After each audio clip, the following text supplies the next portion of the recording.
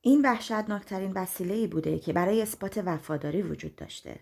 توی قرون وسطا وفاداری با قفل و کلید تعریف میشد. توی اون دوره یه مرد وقتی به جنگ یا سفرهای طولانی میرفت یه کمربند آهنی قفل شده رو به بدن همسرش میبست.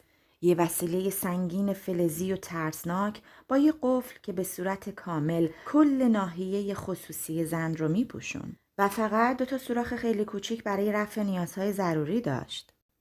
اطراف اون سوراخ‌ها پر از برجستگی‌های شبیه به تیغ بود تا جلوی هر نوع خیانتی گرفته بشه. و کلید این وسیله دست شوهر بود. یه زن ممکن بود ماه‌ها و یا حتی بیشتر از 1 سال توی اون وسیله زندونی بمونه. بدون اینکه بتونه بازش کنه، حتی برای بهداشت شخصی.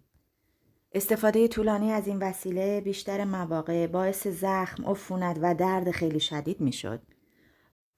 و اگر کسی سعی میکرد بدون اجازه بازش کنه، غیر از اینکه به سختی زخمی میشد، یه مجازات وحشتناک در انتظارش بود. گفته میشد که این کار برای محافظت و دور نگه داشتن زنها از مردهای بدطینت و شرور انجام میشه. اما واقعیت ساده بود.